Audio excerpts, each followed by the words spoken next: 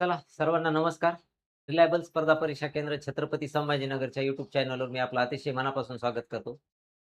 ज्याप्रमाणे आपल्या यूट्यूब चॅनलच्या माध्यमातून ज्या नवीन येणाऱ्या अपडेट्स असतील, विविध जाहिराती, त्या जाहिरातींविषयी पात्रता, त्याच्यानंतर कोणत्या जागा येणार आहेत, हे आपल्यापर्यंत आणण्याचा आपला प्रामाणिक प्रयत्न आहे. आणि त्याच अँगलनं पाठीमागं पण आपण पाहतो छत्रपती संभाजीनगर जी महानगरपालिकेची जाहिरात होती, तर त्या जाहिरातीविषयी सगळी माहिती आपण त्या मागच्या व्हिडिओमध्ये आपण टाकली होती. आणि अशीच एक नवीन आणखी एका महानगरपालिकेची जाहिरात निघालेली आहे. तर म्हणजे निघणार आहे. तर त्या संदर्भात आपण माहिती पण घेण्याचा प्रयत्न करू. तर पहा, जी नागपूर महानगरपालिका आहे. तर या नागपूर महानगरपालिकेमध्ये ही पदभरती होणार आहे आणि त्याच्यामध्ये पहा 8,659 पदांची भरती होणार आहे. किती तर 8,659 पदांची भरती त्याच्यामध्ये होणार आहे. ओके. तर ही सध्याच्या तरुणांच्या ज्या जी काही मागणी आहे, की जागा भरती झाली पाहिजे. तर त्याच अनुषंगानं महाराष्ट्र शासनाने जो भरती करण्याचा निर्णय घेतलाय, त्याचं आपण नक्कीच स्वागत करण्याचा प्रयत्न केला पाहिजे. तर हे परीक्षा जी आहे, ही परीक्षा घेण्याचा एक टी-सी-एस किंवा आय-बी-पी-एस या संस्थेद्वारे भरती राबविण्याचा हा प्रयत्न असणार आहे आणि त्याचा सिलेबस आपल्याला माहीत आहे, की जवळपास एक मराठी असेल, इंग्लिश असेल, त्याच्यानंतर जी-के ज्याला आपण इतिहास, भूगोल, अर्थशास्त्र, राज्यघटना म्हणतो आणि त्याच्यामध्ये इतिहास, भूगोल, त्याच्यानंतर जी-के आणि मराठी, इंग्लिश त्याच्यानंतर जी-के आणि मॅथ रिझनिंग असा बऱ्यापैकी त्याचा सिलेबस असणार आहे.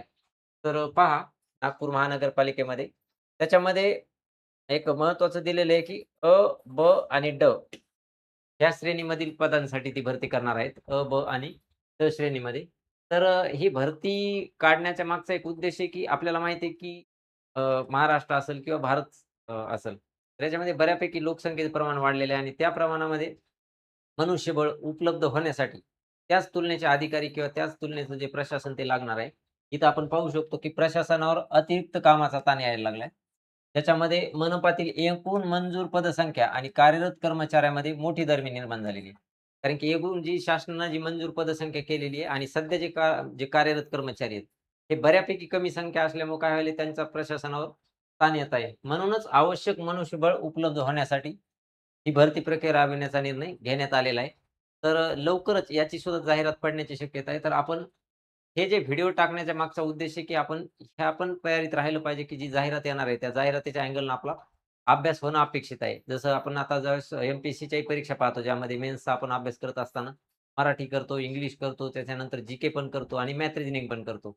हाच सिलेबस बऱ्यापैकी ह्या महानगरपालिकेच्या जाहिरातीला असण्याची शक्यता आहे. कारण की या जाहिराती जवळपास टी-सी-एस असेल, आय-बी-पी-एस असेल या संस्थेमार्फत भरण्याचा निर्णय झालेला आहे. आणि दुसरं महत्त्वाचं की जे स्पर्धा परीक्षेमध्ये एम-पी-एस-सी असेल, तर याच्यामध्येही बऱ्यापैकी सरळ सेवेचे बऱ्याचपैकी पदं हे एम-पी-एस-सीकडे जाण्याचा कल असणार आहे. तर त्याच्याही जशी-जशी अपडेट येत राहील, आपण ती पण अपडेट घेण्याचा प्रयत्न करू. ज्या प्रलंबित कामं राहिलेत, बरोबर, अधिकाऱ्यांमार्फत, तर ती भरती लवकरात लवकर होण्यासाठी प्रयत्न त्याद्वारे करण्यात येणार आहेत. तर पाठीमागच्या व्हिडिओमध्ये पण आपण पाहिलं होतं, छत्रपती संभाजीनगरची ज्यावेळेस महानगरपालिकेची जाहिरात आली होती, ते बऱ्यापैकी त्याचे फॉर्म भरण्याच्या प्रक्रिया पूर्ण झालेली आहे आणि आता त्याच्या परीक्षेची डेटसुद्धा डिक्लेअर होण्याची शक्यता आहे आणि याची सुद्धा जाहिरात या महानगरपालिकेची जी नागपूर महानगरपालिका आहे, ती आपल्यापर्यंत नक्कीच आम्ही ज्यावेळेस जाहिरात पडेल, तर त्यावेळेस त्याच्या जागा किती असणार आहेत, पात्र कोण असणार आहे, त्याचा अभ्यासक्रम काय असणार आहे.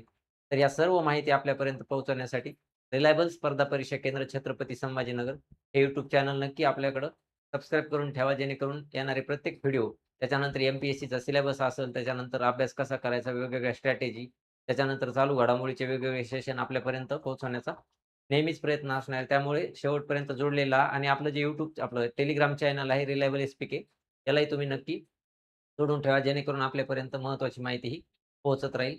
तर चालेल. थँक